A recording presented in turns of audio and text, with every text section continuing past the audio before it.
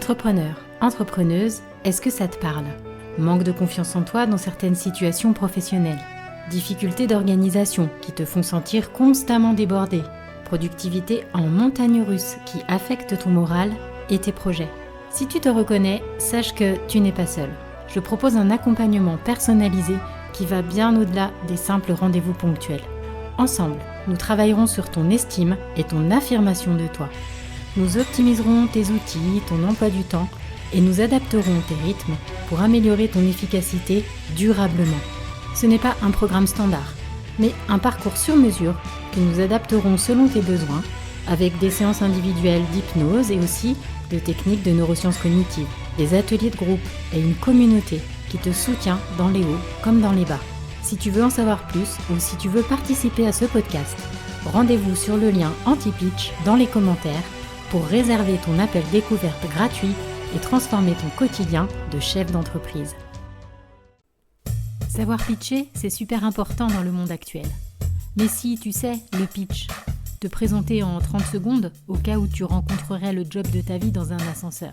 Non, mais en réalité, c'est très utile quand tu es dans une réunion de réseautage ou quand tu rencontres des professionnels pour la première fois. Mais ce n'est qu'un tout petit aperçu, certes concentré et ciblé, mais bien loin de montrer l'étendue de ce dont tu es capable. Pour en avoir rencontré un paquet, je suis convaincue que les entrepreneuses et entrepreneurs de ma région ont des qualités géniales et sont une force pour faire bouger les choses. J'ai rencontré des personnes formidables et dont le travail mérite d'être présenté en profondeur, avec sensibilité et authenticité. C'est ce que je te propose avec Anti-Pitch.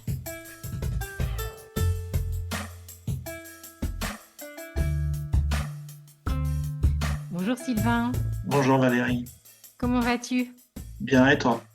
Bah écoute, ça va, il y a un beau soleil, donc ça fait du bien, ça fait plaisir, Oui, oui, tout à fait, il faut en profiter. en effet. Alors écoute, je t'ai invité aujourd'hui à participer à mon podcast, ben, déjà pour que tu puisses présenter ton entreprise, mais aussi dans un cadre bien particulier, puisque on vient d'échapper de peu à la réforme concernant le seuil de TVA. Donc pour l'instant, c'est suspendu jusqu'au mois de juin. On ne sait pas si ça sera adopté ou pas. Ça reste le grand mystère du jour. Oui, oui, oui. Ok, On c'est est, les, voilà, c'est les facéties des hommes politiques. exactement. Bon, avant qu'on commence, ce que je te propose, c'est de faire un petit portrait chinois de ton entreprise. Comme ça permet de briser la glace et puis que tu puisses rentrer tranquillement dans ce principe de podcast en douceur. Donc, je vais te proposer des thématiques et puis tu peux me Oui, répondre par un mot. Si tu veux oui, oui. creuser, tu peux, mais c'est pas obligatoire. Ok, Tu es très prêt? bien. Prêt. Allez, c'est parti. Si ton entreprise était un objet, Oh, j'ai pensé à un instrument de musique. Parce que pour moi, pour le chanteur, le musicien, hein, l'instrument l'accompagne dans ses paroles par des notes de musique. Et je trouve que ça correspond bien à ce que je fais aussi. ok, c'est chouette. Donc, n'importe quel instrument de musique alors.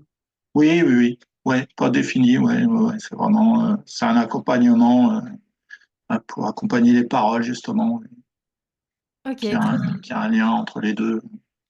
très chouette. Et puis le côté un petit peu créatif, quoi. Tout à fait.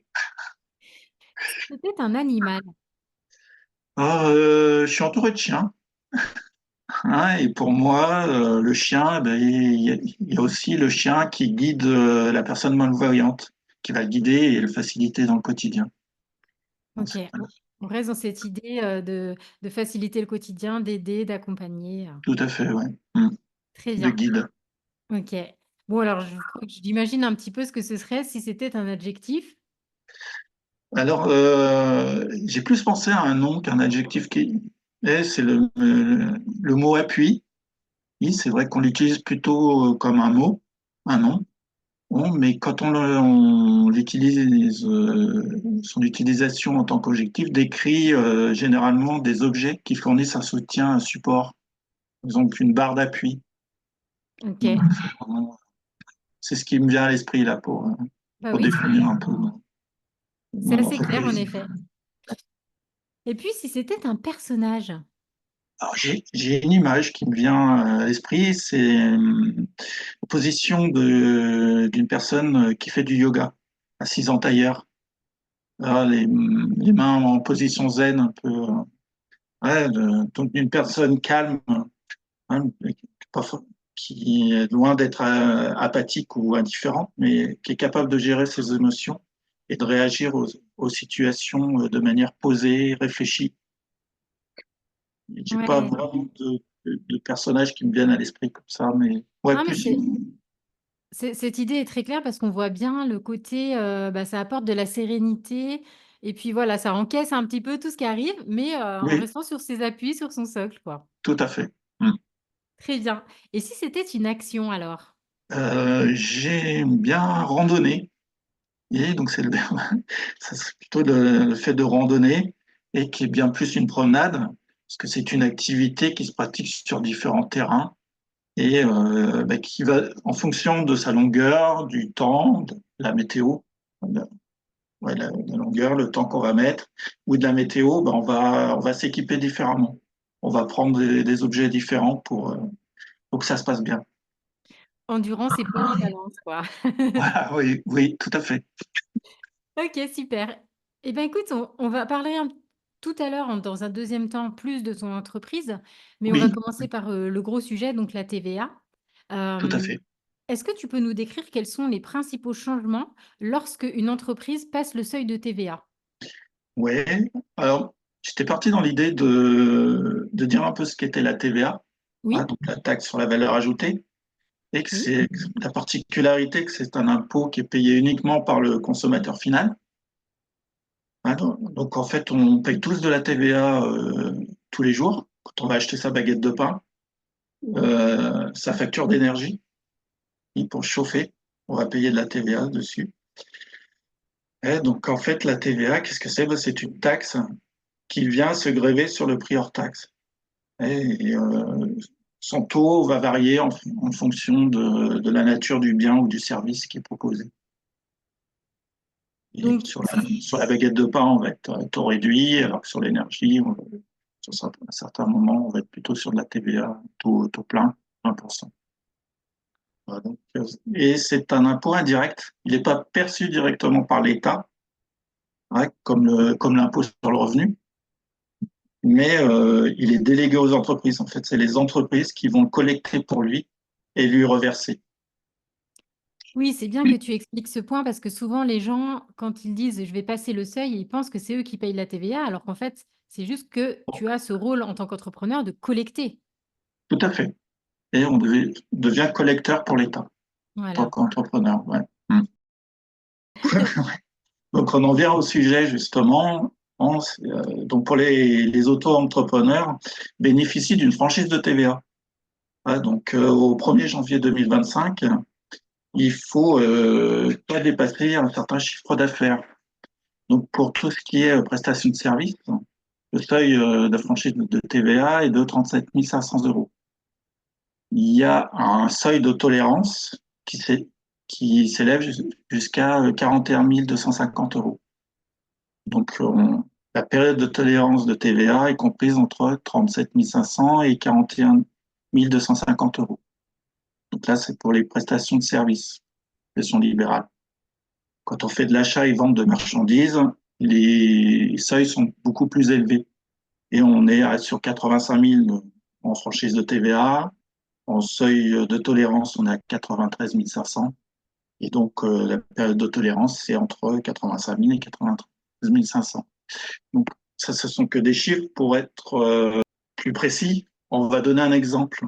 Si Oui. par exemple, on est professeur à domicile et on exerce donc une activité libérale, donc prestation de service, cette année, donc si par exemple en mai 2025, l'activité marche correctement et qu'on dépasse le seuil des 37 500, dans ce cas-là, et si on ne dépasse pas d'ici la fin de l'année les 41 250, on rentre dans la période de tolérance. OK. Ouais. Mais du moment où on franchit ce seuil de 37 500, on devient redevable de la TVA à partir du 1er janvier 2026. Par contre, si OK. en cours d'année, l'activité marche très très bien et qu'on atteint le seuil des 41 250, là, on basculera, on sera redevable de la TVA le mois suivant, Ah oui, donc dès le mois suivant. Ok. dès le mois suivant. Donc il y a un seuil, premier seuil de franchise, un seuil de tolérance, et en fonction de où on se situe, on va être redevable soit dans l'année, soit l'année suivante. Ok, c'est très clair. Voilà. Au niveau des nouveautés, effectivement, on aurait dû au 1er mars avoir une réforme de la franchise de base de TVA et un seuil unique à 25 000 euros pour toutes les activités. Donc effectivement, 25 000 euros c'est bas. Ça fait un petit peu plus de 2 000 euros par mois si on est atteint très vite. Et le seuil de tolérance, oui, il passait aussi, lui, à 27 500 euros. Donc, effectivement, ça allait être compliqué. Oui, ça risquait d'être compliqué et c'est Ça vrai que du risque coup, d'être compliqué, ouais. Mm. on se pose la question, est-ce que dans ce cas-là, enfin, c'est une question, hein, j'attends pas de toi une réponse, mais bah, du coup, ça pose la question, est-ce que je fais porter ça à ma clientèle ou est-ce que bah, Ouais, j'augmente mon tarif et puis ben, ou est-ce que je baisse mon tarif et j'ai un CA plus bas? Enfin, c'est vrai que c'est en ça que c'est très compliqué. Et puis surtout, ne pas avoir eu le temps de se préparer et que ça tombe comme Ah ça. oui, là, c'est arrivé un peu comme un cheveu sur la soupe et il faut, bon, là, on a un peu de temps pour réagir, mais effectivement, Heureusement.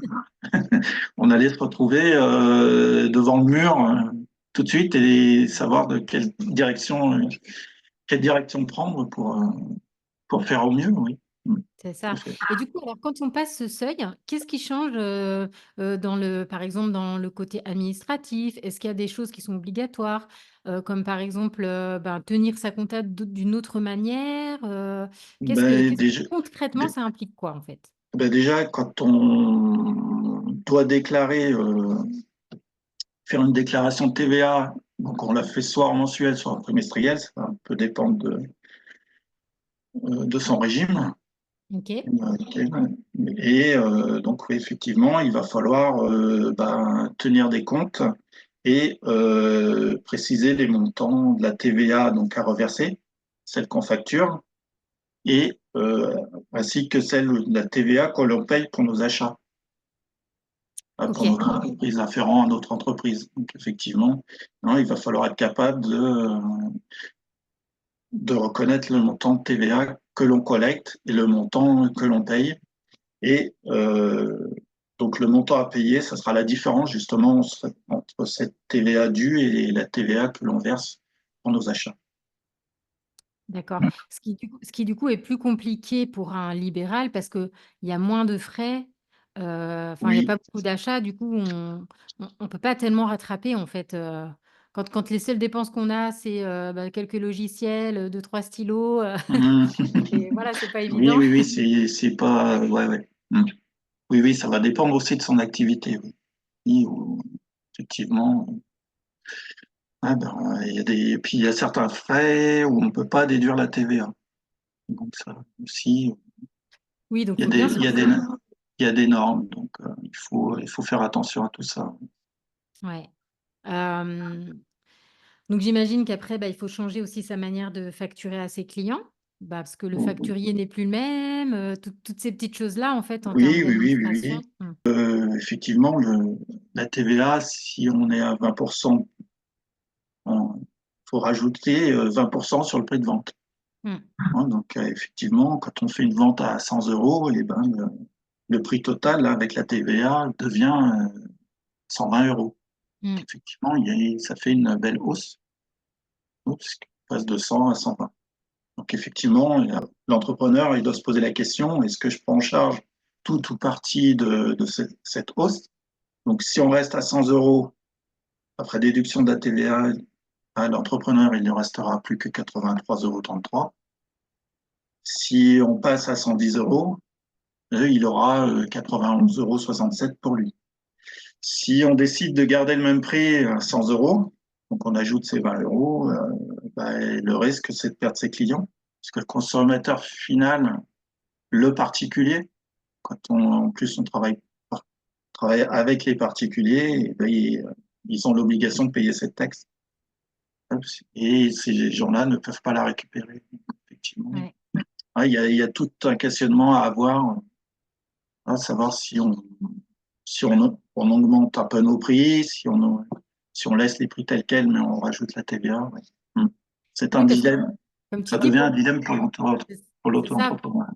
C'est ça, parce que pour le consommateur, de toute façon, lui, c'est le prix final qu'il voit et qu'il Et paye. oui, oui, oui. Donc, pour lui, ça équivaut à une augmentation. Donc, Tout à fait. Ouais. Mm. Est-ce que tu aurais un conseil ou des conseils sur les démarches à mettre en place? Alors, les démarches à mettre en place quand on passe la TVA, ou si tu as des choses que tu conseilles de faire avant, par exemple. Et puis, bah, après, alors, ma question est peut-être un peu longue. S'il y a besoin, je peux te la détailler. Mais après, si tu peux nous donner quelles sont les démarches administratives et comptables qui sont obligatoires, voilà. Ouais, pour l'auto-entreprise, donc qui est pas une forme juridique, mais plutôt un régime fiscal simplifié. Et l'obligation qu'a le micro-entrepreneur, c'est de déclarer son chiffre d'affaires mensuellement ou trimestriellement. Il doit conserver ses pièces justificatives et tenir une comptabilité allégée, un livre des recettes et un registre des achats s'il fait du négoce. Donc moi, ce que je pourrais conseiller, c'est à l'auto-entrepreneur, c'est de penser à une solution pérenne pour gérer sa facturation. Donc là, effectivement, il existe des logiciels qui permettent d'éditer des devis et de les transformer en factures, d'assurer le suivi du traitement, du recouvrement des factures. Donc ça peut être important pour savoir où on en est dans le règlement de ces factures-là. Ah, ou si le temps que met le client pour nous payer, s'il faut relancer, etc.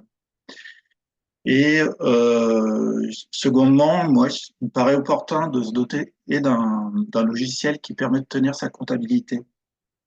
Et ça, pour moi, ça donne une visibilité au chef d'entreprise. Donc, ça va déjà gérer tous les aspects liés à la taxe sur la valeur ajoutée, la TVA. Ça va permettre de simuler les cotisations sociales dues en fonction de son activité. Ah, intéressant. Ça peut être pas mal. Et ça va nous permettre aussi de prendre connaissance des charges qu'on a à supporter et, compte tenu du chiffre d'affaires. Donc, c'est un peu un compte-rendu d'activité. Justement, on va pouvoir savoir si on a beaucoup de charges ou non. Et quelles sont nos charges. De les classer un peu par famille. D'accord. Et d'avoir aussi ce logiciel, ça va nous permettre de suivre l'état de la trésorerie et son évolution future. Notamment si on décide de baisser ses prix, effectivement, on va pas avoir le même revenu après. Par contre, les charges seront les mêmes. Et oui, Il faut voir si les budgets de trésorerie sont équilibrés. Et c'est vrai que d'accord. ouais, mon conseil, ça serait de se doter déjà, micro-entrepreneur, de se doter d'un logiciel de facturation pour pouvoir faire sa déclaration de chiffre d'affaires et derrière, de se doter d'un logiciel pour tenir sa comptabilité pour justement avoir un peu plus de souplesse et de Une vision vision plus globale, ouais, voilà. plus globale. Et j'imagine que ça simplifie aussi les démarches, voilà, pour la déclaration. On a un CA tout prêt. Si on fait la Oui, comptabilité au fur et à mesure, tout à voilà. fait, ouais. Ouais, ouais, c'est tout au même endroit et c'est vrai que c'est plus simple pour après faire la déclaration du chiffre d'affaires. Et est-ce que tu conseilles, parce que je sais que ce n'est pas obligatoire selon le chiffre d'affaires, mais du coup, est-ce que tu conseilles quand même, malgré tout, d'avoir un compte bancaire dédié pour l'entreprise, ou selon toi, c'est pas forcément nécessaire, ou en tout cas les premiers temps, quand le chiffre d'affaires est petit, quoi. Je pense que c'est mieux d'avoir un compte dédié à la partie professionnelle. Et l'auto-entreprise n'est pas une forme juridique, mais si on est amené à se développer, ça basculera plutôt vers une entreprise individuelle. Ok. Et l'entreprise individuelle, depuis la loi de 1992, si je ne dis pas de bêtises, permet de séparer le patrimoine personnel du patrimoine professionnel. Dans cette optique-là, même si on ne va pas jusqu'à l'entreprise individuelle, c'est de séparer les comptes. Ouais. Donc, Comme ça, au moins, c'est déjà fait, puis on a pris de bonnes voilà, habitudes. c'est déjà fait et puis ça permet une simplification aussi du suivi comptable. Oui, c'est plus clair, c'est plus. Et puis j'imagine si jamais il y a un contrôle ou autre, ben voilà, tout est bien. Oui, c'est tout ordonné au même endroit, donc il est plus facile à retrouver les choses. Oui. Tout à fait. Ok. Est-ce qu'il y avait d'autres choses que tu pensais importantes de développer? Oui, après, d'adhérer à un logiciel de facturation couplé avec un de comptabilité, Mhm. ça, pour moi, ça a pas mal d'avantages parce que ça permet de protéger ses données. Et généralement, les logiciels de comptabilité en ligne, pas besoin d'avoir son propre logiciel, hein. On peut adhérer à un logiciel en ligne. Ce sont des outils qui sont généralement sécurisés, qui respectent des normes plutôt exigeantes. On a la chance en France d'avoir pas mal de normes, RGPD, etc., en termes de protection et de confidentialité des données. Donc, effectivement, là, il y a vraiment une protection maximale. Ça permet de respecter ses obligations légales, donc la tenue des registres, déjà le livre de recettes minimum, de déclarer son chiffre d'affaires et en général les logiciels, je dirais même tous, en général c'est tous, ils, ils font un rappel au moment des échéances obligatoires. Ah, et ils ont des alertes quand on dépasse les seuils Ah, intéressant. entreprises, ouais. Ouais, ouais, donc ça permet d'avoir des alertes et justement de pouvoir réagir au plus vite. Ouais. Et après, avec ces logiciels, on peut travailler de n'importe où. Ça peut très bien se faire sur un ordinateur, une tablette ou un smartphone. Donc c'est vrai que ça, c'est pas désagréable. C'est vrai que j'y avais pas pensé, mais en effet, ça a un côté pratique intéressant. Ça, tout à fait, ouais. Et puis, dans l'optique où l'entreprise doit évoluer et changer de statut, et, ben, il y a une certaine continuité et on ne perd pas l'historique. Et on Hmm. continue dans le même process et on a toujours accès à l'historique. Alors que si on fait ça sur Excel, il faut aller chercher l'information ailleurs, etc. Moi, ouais, D'accord. pour moi, c'est primordial ouais, de faire appel à un prestataire qui propose un logiciel de facturation et de comptabilité. Ok, je pense qu'on a fait le tour de ma question. Il y avait d'autres choses. Autre chose, moi, je pensais à la facturation électronique et plus de papier, plus de facturation papier. Et donc ça vient après. Parce que, il faut savoir qu'au 1er septembre 2026, on- il y aura l'obligation pour toutes les entreprises établies en France Ouais. d'émettre. C'était ma d'émettre. question suivante, donc vas-y. Ouais, voilà. Ah, je rebondis, je vais un peu Vas-y, vite, mais vas-y. ouais. Et effectivement, toutes les entreprises devront recevoir, au 1er septembre 2026, devront être capables de recevoir, hein, Hmm. des factures électroniques. Et l'émission sera obligatoire pour tout le monde au 1er septembre 2027. D'accord. C'est un peu bizarre parce que tu te dis, si tu, si tu les reçois, c'est bien que la personne, elle les a émises de manière électronique. Ouais, ouais, C'est ouais, ouais. logique. Mais, ok. Mhm. Ouais, ouais. Mais ouais, le calendrier est progressif, mais il faudra être capable de recevoir au 1er septembre 2026. Ouais, D'accord. ouais, ouais. Donc il faudra avoir adhéré et choisi une plateforme de dématérialisation partenaire. Hein. Donc ces plateformes, bah, elles auront l'agrément de l'administration fiscale et l'ensemble des prestataires qui proposent des logiciels de comptabilité proposeront cette fonctionnalité. Où est-ce qu'on les trouve, ces plateformes? Elles sont référencées quelque part ou... Il y aura aussi bien des plateformes publiques que privées. Et D'accord. généralement, tout éditeur de logiciel sera couplé avec une plateforme ou deux ou plusieurs. Ou plusieurs. Ok. Ouais, donc il y aura le choix, ouais. Mm. D'accord. Est-ce qu'il y a des inconvénients Enfin, ou des choses qui complexifient lorsqu'on utilise ce type de facturation comme ça électronique, ou Ouais. toi, tu n'y vois que des avantages? Moi, j'y vois plutôt des avantages. Après, il y a toujours la possibilité de prendre un logiciel gratuit. On peut aussi prendre un logiciel gratuit si on ne veut pas faire de frais. Ok, Mais la contrepartie, c'est que on aura moins d'automatisation. Donc, d'accord. il y a des transferts qui ne se font pas automatiquement. On sera obligé de reprendre les choses, de faire de la ressaisie. Euh, les outils seront moins complets. On n'aura pas les mises à jour tout de suite. Donc, il faudra attendre. Voilà, donc, Oui, donc vaut mieux investir un petit peu il vaut financièrement. mieux investir un petit peu pour avoir les choses euh, à jour au jour J.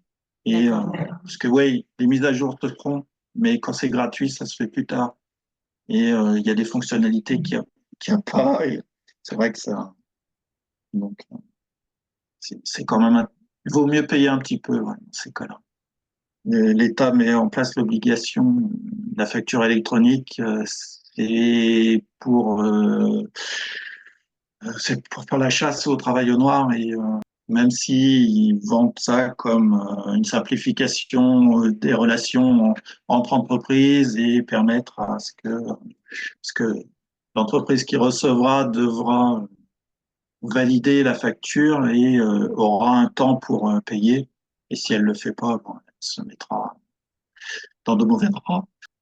C'est aussi une façon de lutter contre le travail, la fraude et le travail D'accord. noir.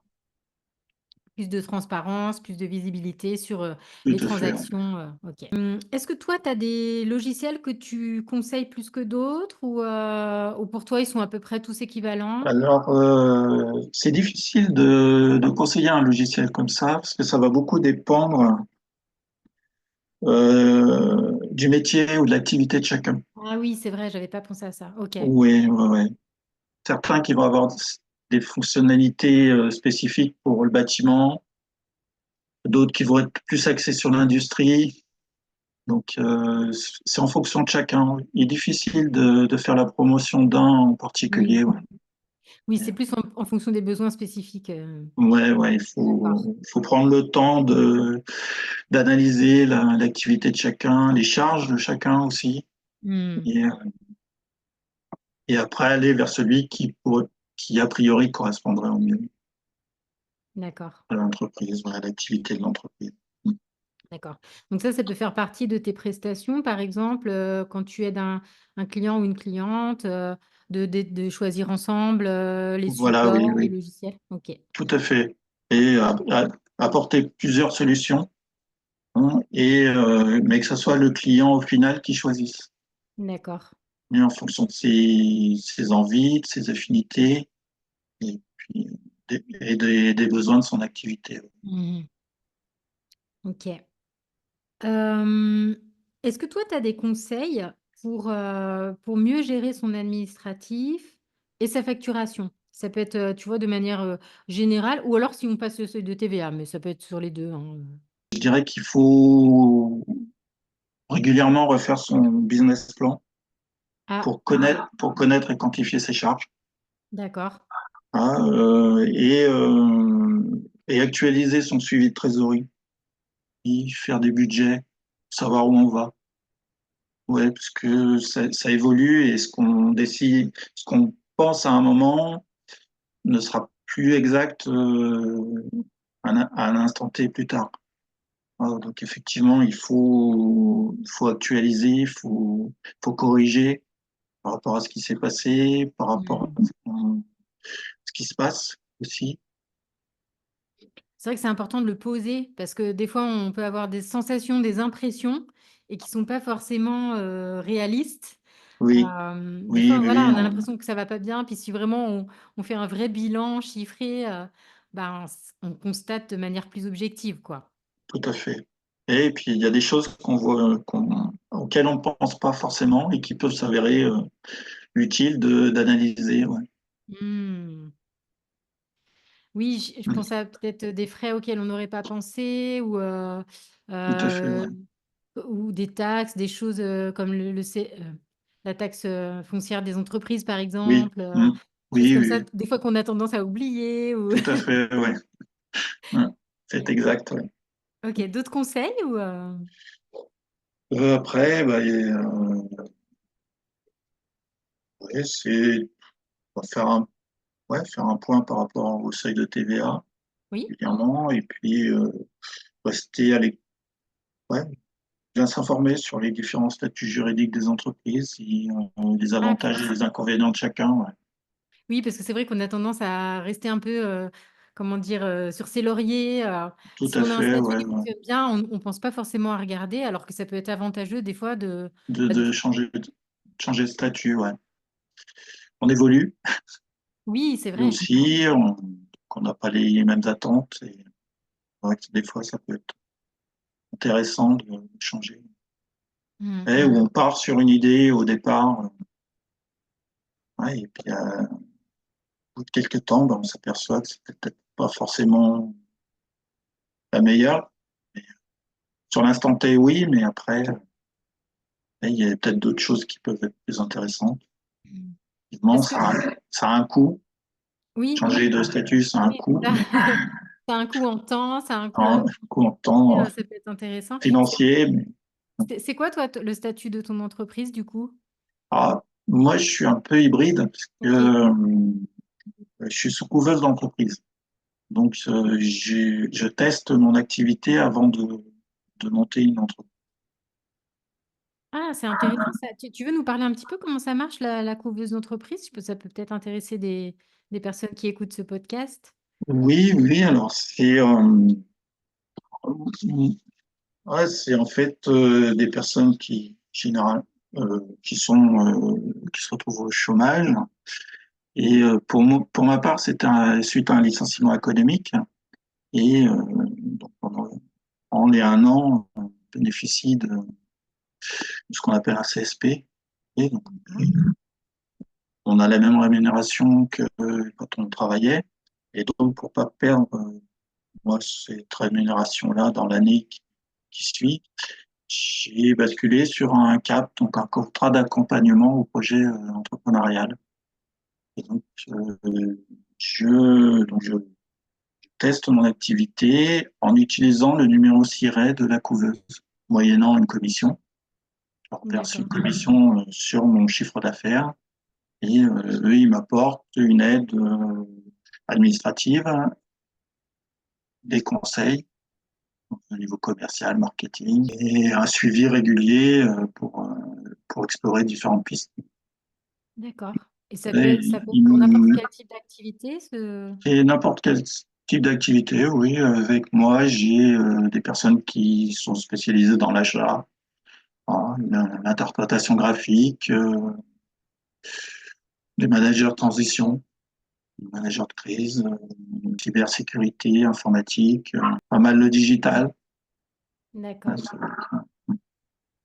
c'est vraiment, c'est assez complet. Ouais.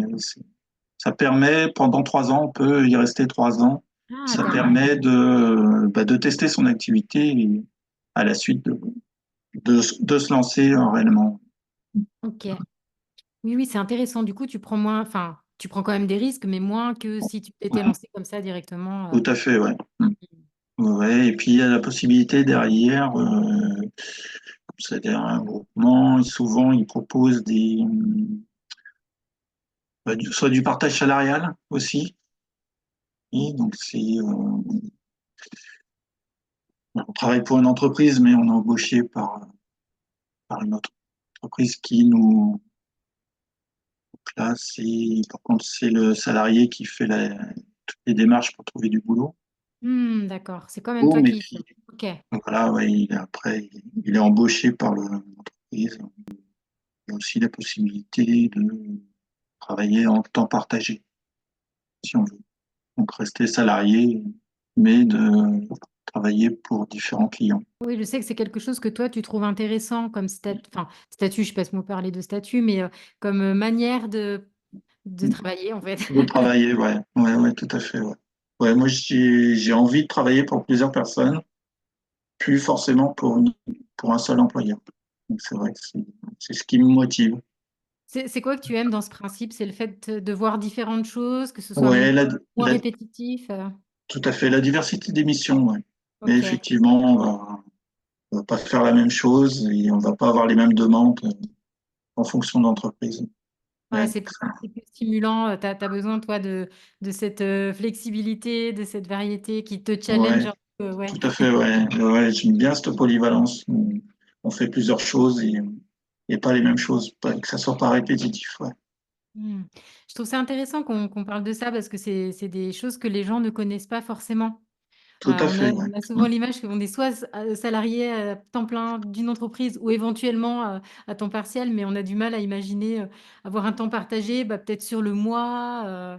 Oui, oui, oui, oui, ouais, c'est vrai que ça, c'est pas.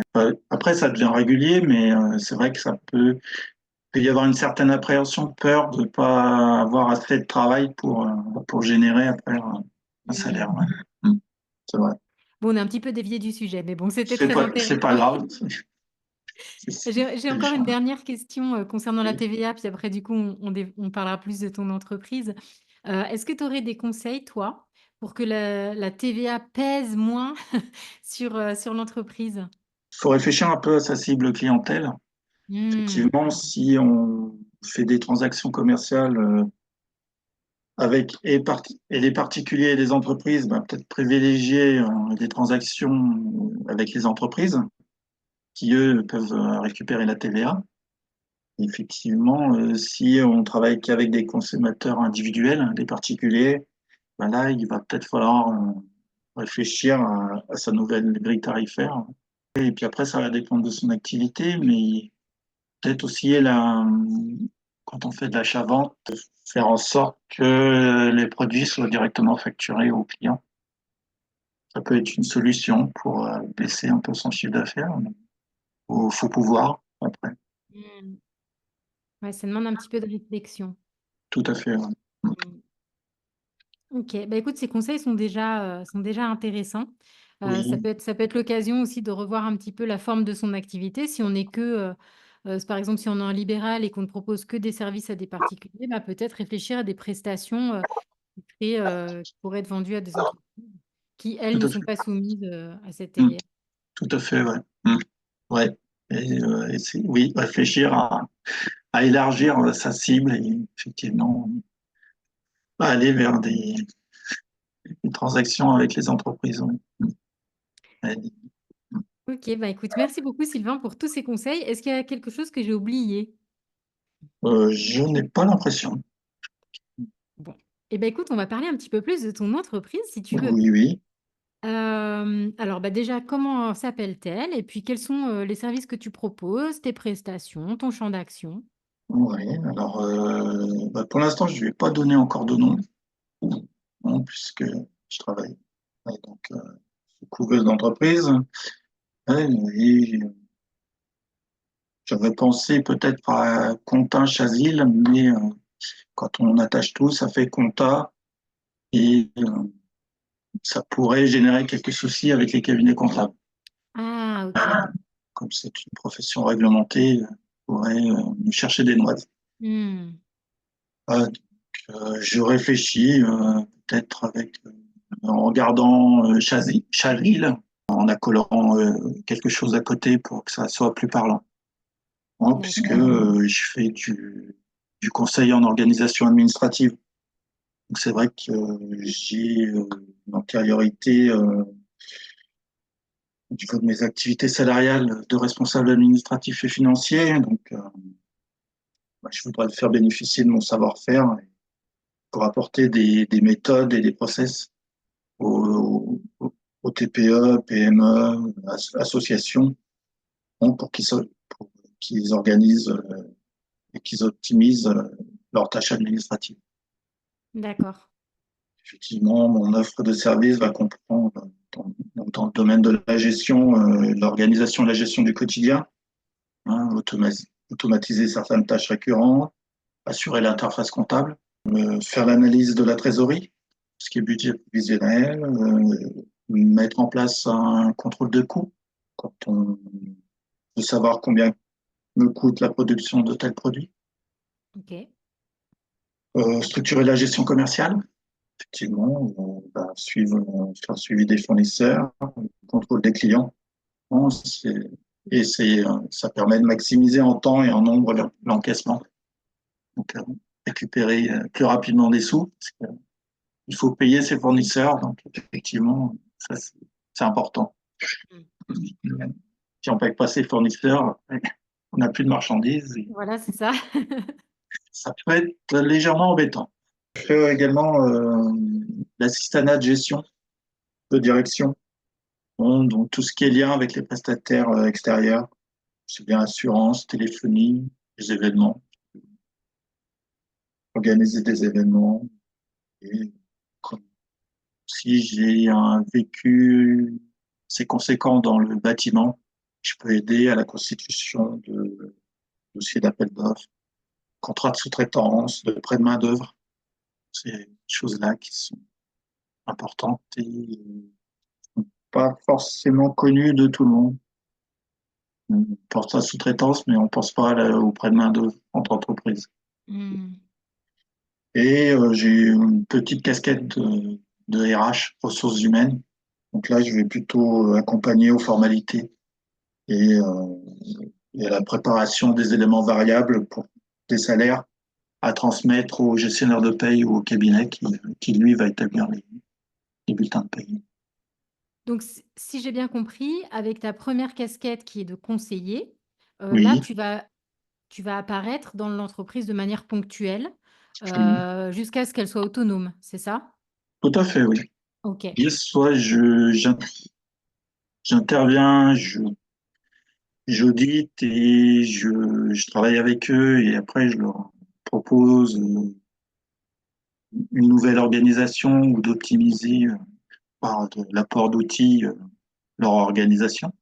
Et d'accord. effectivement, après, s'ils se sentent capables, je les laisse travailler tout seuls. Ou sinon, c'est d'intervenir de manière récurrente et Ok, on balaye et qu'on mette en place les choses. Et s'ils ont besoin, ben, c'est moi qui peux les faire.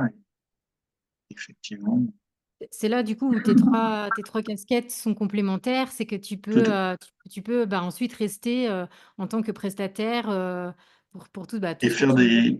avoir des missions récurrentes. Ouais. Ouais, Tout à ok, fait. Ouais. Mm. intéressant. Du coup, tu as balayé tous tes domaines d'action. Oui, oui, Ok, oui, oui. Et après, ouais, je vais appuyer sur le point que je suis un peu un coordinateur avec les prestataires extérieurs, Hmm, justement. Et j'ai pas que la fonction d'organiser l'administratif. Je peux aussi amener une plus-value en, en allant chercher des prestataires extérieurs pour d'accord. optimiser le fonctionnement de l'entreprise. Ok. Ok, tu es le MacGyver qu'on appelle pour débloquer Oui, la oui, c'est situation. vrai que hein, MacGyver, couteau suisse, Ouais. Et pour que ce soit un peu plus concret pour les personnes. Alors, bon, j'imagine qu'il y a des gens qui ont très bien compris tout ça, qui sont de la partie, donc pour eux, c'est très clair. Mais si on voulait rendre les choses un peu plus concrètes pour des personnes qui ne connaissent pas du tout ce domaine-là, cet univers-là plutôt, est-ce que tu pourrais nous donner des exemples concrets de problèmes que tu as résolus? je suis principalement demandé pour, pour pallier à une accumulation de retard. Souvent, Hmm, les boîtes ont pris du retard et sont débordées et ont besoin de quelqu'un pour remettre à jour l'interface comptable et administrative de leur structure.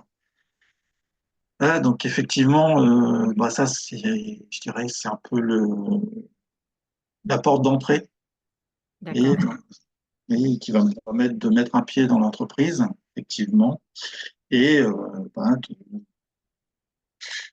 de leur faire, de les remettre à flot. oui, toi, tu arrives, il y a des grosses piles de dossiers comme ça. Voilà, il y a des grosses piles de dossiers, il y a beaucoup de choses à faire. D'accord. Effectivement. Donc, bon, bah, ça, c'est du travail un peu basique.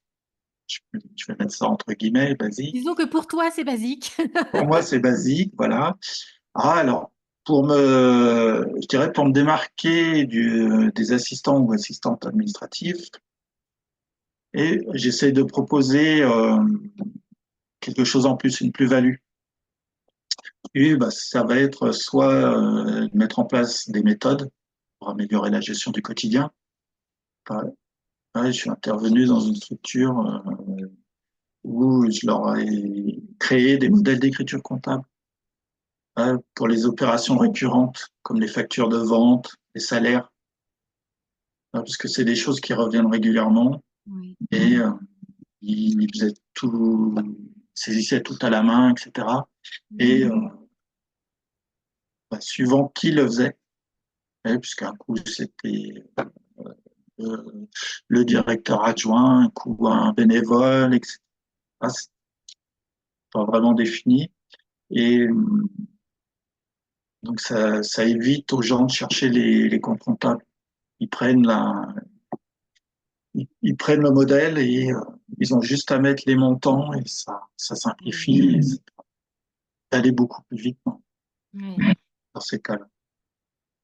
Ah, ou sinon, je vais faire des apports qualitatifs et je vais faire des conseils sur des outils de gestion, comme coupler eh ben, le logiciel de facturation et le logiciel comptable, qui, que, que ça puisse qu'ils communiquent bien entre eux et qu'on puisse faire les imports-exports de l'un à l'autre sans avoir besoin de tout ressaisir, etc. Mhm. Ça, c'est important. Ouais, un gain de Bon, temps. il y a souvent des incompatibilités entre, où on fait des choses sur un petit tableur, et après on retape tout à la main. Et du coup, ça minimise les erreurs. En plus, Hmm. c'est vrai que bah, plus il y a de saisies, plus il peut y avoir d'erreurs, Et effectivement. oui. Définir les grandes lignes ouais, de ce que je peux faire. D'accord. Est-ce qu'il y a des erreurs que tu retrouves souvent ou des erreurs qu'il faudrait éviter? Alors, à part le fait d'accumuler les dossiers et de t'appeler une fois qu'on est submergé, est-ce que, par exemple, pour toi, une erreur, c'est ce que tu peux plus supporter de voir et tu as envie de dire aux gens: «Arrêtez de faire ça, s'il vous plaît». Ah non, parce qu'il Oui, sinon ils auraient pas besoin de toi. sinon il n'aurait pas besoin de moi. Bon, alors nous oubliez cette question. Donc je préfère qu'il fasse des erreurs. D'accord? Moi, ça me permet d'avoir du travail. Alors, si on peut leur conseiller comme erreur, ne vous trompez pas, c'est Sylvain dont vous avez besoin. Tout à fait. Oui, exact. Bon slogan. Très bien. Bah, écoute, on va continuer à parler un petit peu de toi. Oui. Est-ce que tu aurais des échecs ou des regrets, dont tu serais d'accord de parler aujourd'hui? Oui, j'ai eu des échecs, effectivement. Hein, j'ai été contacté par une structure associative. Ils voulaient mettre en place en fait un suivi administratif. Ils venaient de se créer et en même temps ils voulaient embaucher quelqu'un, hein, qui embauche un nouveau salarié. Et en fait, je leur- j'ai formulé et tout ce que je voulais mettre en place pour eux. Et en fait, j'aurais dû rester plus vague. Ah, Mmh. dans mon offre. Donc, ils n'avaient pas signé, j'aurais dû rester plus vague et pas leur dire ce que je pensais faire D'accord. et quel organisme il fallait contacter. Puisque bon, bah, la personne se sentait capable de faire les démarches par elle-même, donc c'est ce qu'elle a fait. Et elle a fait appel à une assistante administrative pour les points bloquants. Donc, effectivement, pour elle, le coût était moindre. Et, quand elle a passé du temps à mettre tout ça en place, donc s'il avait fait appel à mes services, j'aurais fait ça pour elle sans OK. problème. Et j'aurais certainement passé moins de temps qu'elle. Ça aurait été un gain de temps. Mmh. Ouais. D'accord. C'est l'apprentissage de l'entrepreneuriat. Voilà, c'est ça et puis, Voilà, en fait, ça fait partie, voilà, les échecs nous permettent de grandir et tout à de voir fait, les choses oui. différemment. Bon, alors parlons maintenant de ta plus grande réussite ou des choses dont tu es fier. Une de mes réussites, je pense qu'il y en a plusieurs. Et bah, c'était dans une entreprise du bâtiment, hein, qui avait été rachetée 3 ans auparavant par un gérant. une nouvelle personne. Donc, pendant ces 3 ans, elle n'avait fait aucun investissement dans l'entreprise. Et l'équipe support, ceux qui étaient dans les bureaux, les encadrants, n'avait pas changé. Mais il y avait un besoin pour, euh, pour tous les dossiers et les chantiers de faire appel à un technicien dessinateur. Hein, donc, c'était décidé à embaucher quelqu'un. Hein. Avec l'arrivée de cette nouvelle personne, et travailler avec des logiciels, beaucoup Excel et un logiciel plutôt ancien, un peu vieillot. J'ai fait une audit chez eux. Ils m'ont demandé de mettre en place en fait un ERP pour le suivi des chantiers, couplé avec un logiciel de comptabilité. Effectivement, j'étais amené à voir un peu ce que chacun faisait et quels étaient les besoins de chacun pour pouvoir faire un cahier des charges. Ouais, après, j'ai prospecté et proposé des partenaires extérieurs, des éditeurs de logiciels, qui répondent aux critères de sélection de l'entreprise. Et, et j'ai organisé des démonstrations en interne, hein, pour que chacun se rende compte de ce qu'on leur proposait, et si ça répondait effectivement à leurs besoins. Et en parallèle, bah, il fallait, au niveau du parc informatique, il fallait s'assurer, bah, que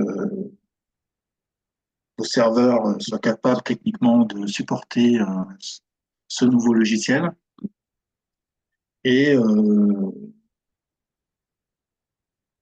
bah, de faire des achats de logiciels et d'informatique pour le nouvel arrivant, hein, celui qui allait être Mm. embauché.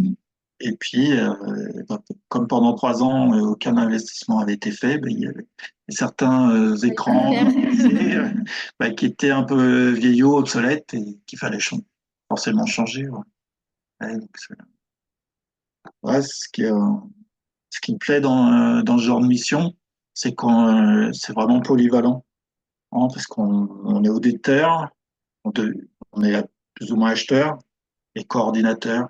Vraiment, Oui, tu mènes le projet de A à Z dans tous ses aspects, dans toutes ses dimensions, tout jusqu'à ce à que ce fait. soit Ouais. fonctionnel. Bah, souvent, ça demande du temps. Donc, le gérant, il est souvent accaparé par son activité. Et il Ouais. n'a pas forcément peut-être l'appétence aussi pour ce genre Oui, aussi. Mm. de choses. Ça lui permet de se dégager du temps et de Mm. pas trop cogiter. Oui, voilà, d'être plus centré sur son activité, ses Tout compétences à à fait. lui. Ouais. Voilà, Mm. déléguer à une personne de confiance. Voilà, ouais. Faire, comme Et de tu dis, pouvoir la charge du s'appuyer corps. Voilà. justement, hein, et de pouvoir faire le choix qui s'impose, quoi, et en Mm. toute connaissance de cause, en prenant le temps, vraiment, qu'il y ait quelqu'un qui organise tout ça et qui prend le temps de faire le choix. Ouais, Ouais. et qui propose différentes alternatives. Il pas, qui arrive pas avec le commercial qui arrive avec son Voilà. produit. Oui, oui, oui, oui, ça va marcher chez vous. Tout à fait. On a des clients, chez qui ça marche, et puis une fois qu'on a mis en place, eh ben, ah bah non, finalement, c'est pas possible. Donc, euh, Ça veut dire, c'est un ça veut peu dire que toi, tu as une belle palette d'outils, de prestataires aussi. tout à fait, ouais. J'imagine que tu testes beaucoup de choses. Oui, oui, j'essaye justement d'avoir un portefeuille de prestataires assez large pour pouvoir, hein, faire appel à eux si besoin en fonction de la problématique de l'entreprise. Je suis pas commercial, donc je vends pas un produit. Voilà. Et j'amène des solutions. C'est pas moi qui fais le choix. C'est important de laisser le choix à l'entreprise, Mm. de prospecter pour elle, de prendre le temps de prospecter pour elle et de définir ses besoins. Et on affine avec l'entreprise avec qui on veut travailler. Oui, puis comme tu disais, si en plus il y a un temps de test, Mm. d'apprentissage, voilà, où tu passes la main, les gens ont le temps voilà, de voir si ça leur convient Tout bien. à fait, de s'approprier le projet et Ok. de voir effectivement s'il y a des interactions. Ok. peuvent se produire ou non. Ou si c'est un rejet, non, non, non, on ne veut pas de ça. Oui. Ouais, Est-ce que tu sais ce que tes clients disent de toi? les clients, généralement, aiment bien ma discrétion, Hmm. hein, parce qu'ils ont souvent besoin d'être en confiance, hein, et ça, je pense que c'est dû aussi au fait que je suis généralement confronté à des informations sensibles. D'accord. J'ai ce côté-là rassurant. Ma timidité, dans ce cas-là, me sert, parce que je suis pas quelqu'un de très expressif, donc effectivement, les gens ont confiance. Et comme quand je travaille avec pour des gens, je débriefe assez régulièrement avec mes clients, hein, et D'accord. je pense qu'ils apprécient ces retours, hein, et il y a une certaine confiance qui s'installe. Ouais. Et du fait que je sois transparent, que je cache pas ce que je fais, et ça instaure un climat de confiance. Je aime bien travailler, généralement, aime bien travailler avec moi. Très chouette. Souvent, on me rappelle. C'est vrai que ton travaille pour des gens et souvent on me rappelle parce que justement, on a été content de mes prestations, donc D'accord. on revient vers moi. Mm. Et comment les gens te trouvent la première fois? C'est plutôt le réseau. D'accord. C'est vrai que ça marche pas mal. Après, faut tomber au bon moment, au bon endroit. C'est vrai que c'est pas toujours évident. Hmm. LinkedIn, moi j'ai listé mes prestations. Par contre, j'ai du mal à avoir des avis clients. Un, ce soit dû à à mes clients par eux-mêmes, parce que je travaille avec des cabinets comptables. Comme c'est une profession réglementée, ils sont pas censés faire appel à de la sous-traitance. Ok, je Ils préfèrent rester discrets, donc comprends. ils veulent pas mettre de commentaires. Et après, dans mes missions de pompier, quand je fais que ça, de remettre à flot la gestion quotidienne, je concurrence les assistants et assistantes administratives. Et dans ce cas-là, j'amène pas de plus-value. Donc, demander un avis sur cette activité-là, ça me desservirait plutôt qu'autre Je chose. Donc, comprends, ouais. Ça va être plutôt le réseau, comment dire? Le bouche à oreille, mais en toute discrétion, quoi. tout à fait, ouais. Ouais, ouais. Et du coup, s'il y a des personnes qui regardent ce podcast et qui seraient intéressées par tes services, qui voudraient travailler avec toi, quel est le meilleur endroit pour eux pour te contacter? Par LinkedIn, ouais, effectivement. D'accord. Les autres réseaux sociaux, comme je travaille pas du tout pour les particuliers, je suis pas dessus. Oui, oui, Ou c'est à pas titre utile. personnel, donc Mmh. c'est pas. Je mettrai dans les commentaires, ton adresse, mail, si tu veux bien, Oui, oui, oui, ta page LinkedIn, comme ça, si oui, les tout personnes à fait. souhaitent te contacter, elles pourront, directement trouver les liens. J'ai encore 2 dernières questions pour toi. Alors, Oui. est-ce que tu aurais un conseil, à donner? Qui serait, pour toi le conseil le plus important? Ce serait quoi? Tout le monde a des notions d'administratif. Par rapport à l'administratif, on est tous confrontés dans sa vie personnelle à faire de l'administratif. Mais je pense que quand on a une entreprise, il est primordial de faire appel à une personne compétente et de bénéficier de son savoir-faire. On a tous des notions, on peut tous faire des trucs, mais on n'a pas forcément toutes les compétences pour aboutir à un produit fini fiable. Oui, et puis généralement, si on n'a pas ces compétences-là, quand on s'en rend compte, bah, c'est que c'est trop tard, c'est qu'il y a une bêtise ou quelque chose, Tout à fait, ouais. Ou les impôts qui nous sont tombés dessus parce qu'on a mal fait les déclarations. C'est vrai, ouais, ouais, ouais, tout à fait. C'est un bon conseil, donc n'hésitez pas à faire appel à Sylvain. Voilà, ouais, ouais. Est-ce qu'il y a quelque chose que j'ai oublié d'aborder qui te semblait important? Je suis preneur de toutes bonnes adresses d'entrepreneurs avec qui je peux interagir, hein, des prestataires que je peux proposer ou recommander à mes clients. Ouais. Mmh, Ouais, OK. ouais, ouais. Te Et constituer un beau portefeuille un bon de partenaires. portefeuille de partenaires, ouais. Tout à fait. Alors puisqu'on parle donc d'entrepreneurs, d'entrepreneuses, est-ce qu'il y a, une personne qui soit dans un périmètre le plus local possible, que tu serais intéressé d'entendre parler à ce micro? Tom, de Monsieur Biche, Ok. ce qui est, je connais pas toute son activité, donc c'est vrai que ça, je pense que je le croise au Café des Entrepreneurs au Lab 01, hein, mais je sais pas tout ce qu'il fait. Donc effectivement, ça pourrait être ça pourrait m'intéresser de l'entendre pour savoir un peu Très quelles bien. sont ses activités, parce que je pense qu'il n'en a pas qu'une. Oui. Bon, bah, écoute, super, Sylvain. Est-ce que tu as un mot de la fin? Bah, merci de m'avoir posé toutes ces questions, de m'avoir C'est moi qui te remercie, c'est très écouté. intéressant. Non, non, Je sais que c'est pas un exercice facile parce non, qu'il y a non, la mais caméra, on s'entend, etc. Donc, tout à fait. Ouais. bravo d'avoir joué le jeu. Merci, ouais, bah, merci à toi. Bah, écoute, Sylvain, je te souhaite une bonne fin de semaine. Et puis, ben, je te croiserai peut-être au lab d'ici quelques temps, peut-être demain, qui sait. Ouais, j'ai un peu de mal à me déplacer là. Ah oui, c'est vrai.